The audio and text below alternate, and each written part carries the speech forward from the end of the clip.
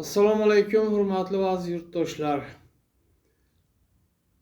Qonun ustuvor bo'lgan adolatli davlatda erkin va farovon yashashni xohlaysizmi?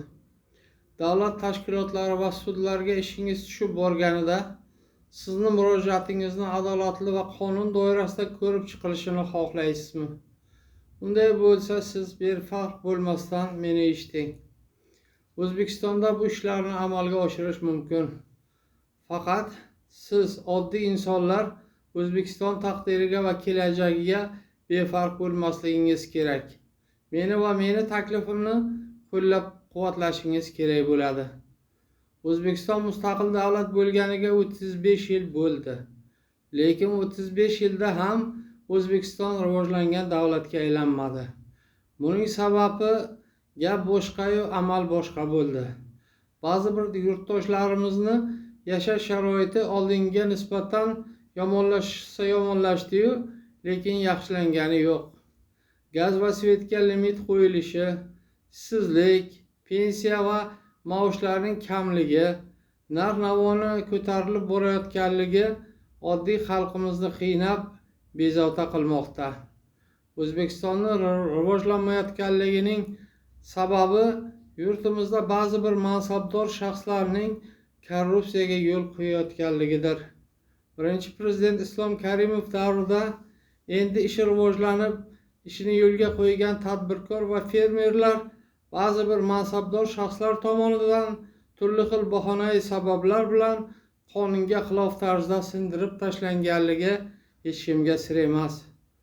Vatan ravnaqi va taraqqiyoti uchun, farzandlarimiz kelajagi uchun, O'zbekistonda korrupsiya balosiga qarshi kurashish uchun, O'zbekistonda oddiy xalq uchun ham konstitutsiya va qonunlar ustuvorligini ta'minlash uchun, O'zbekistonning mustaqilligini abadiy bo'lishi uchun oddiy xalq birlashishimiz kerak.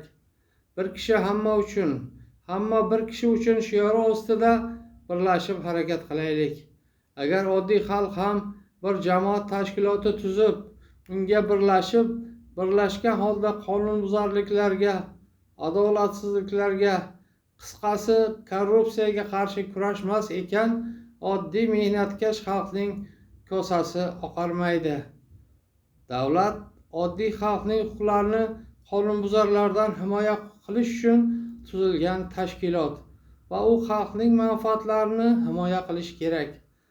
Hozirgi kunda sizga nisbatan mansabdor shaxslar tomonidan bo'layotgan qonunbuzarliklar va adolatsizliklar to'g'risida prezidentga va davlat rahbarlariga shikoyat qilsangiz, arizangiz ulargacha yetib bormaydi. Yozgan arizangizni siz ustidan shikoyat qilgan tashkilotga ko'rib chiqish uchun qaytarib yuboriladi.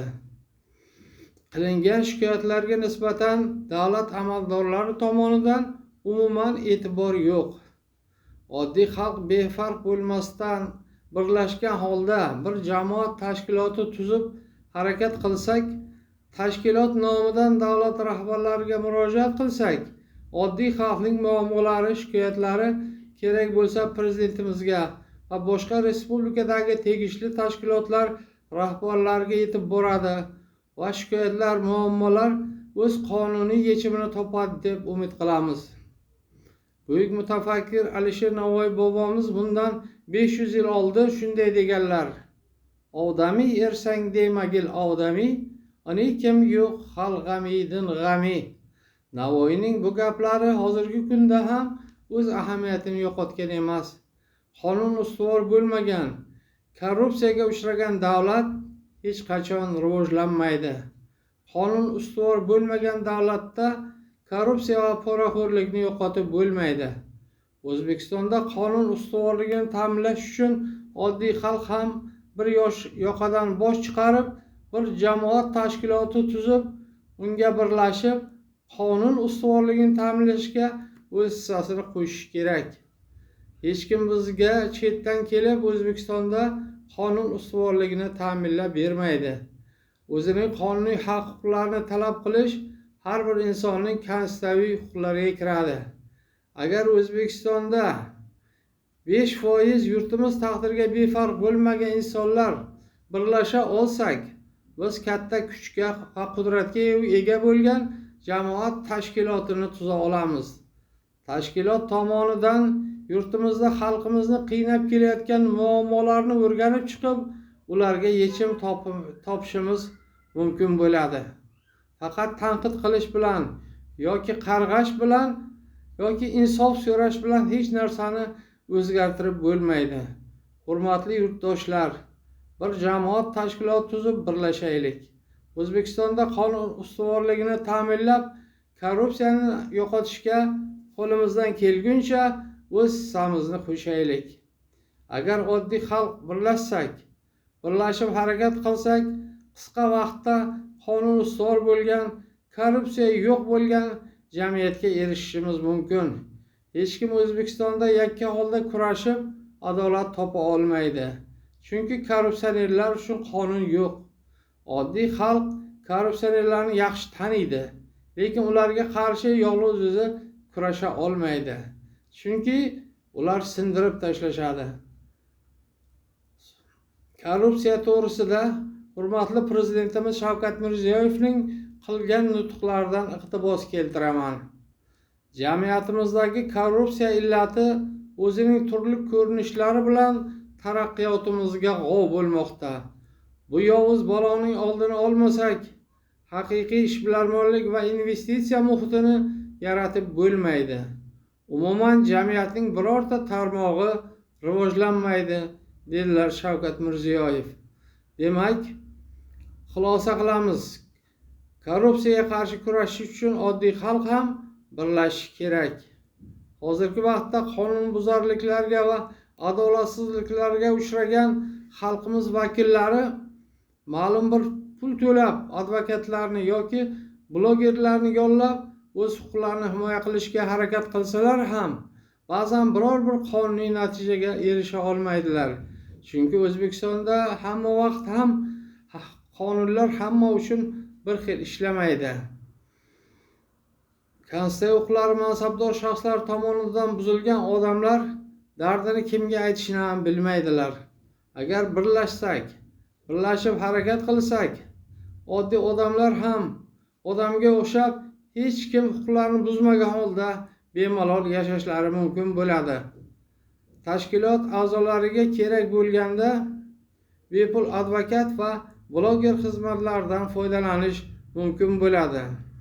Hurmatli advokat va blogerlar, O'zbekistonda barcha insonlar uchun bir xil qonun ustuvorligini ta'minlash uchun ham birlashishimiz kerak.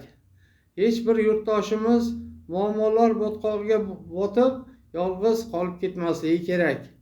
Hurmatli yurtdoshlar, O'zbekiston ravnaqi va taraqqiyoti uchun, O'zbekistonda qonun ustuvorligini ta'minlash uchun, O'zbekistonda xalq nazoratini tashkil qilish uchun birlashib harakat qilish vaqti yetib keldi.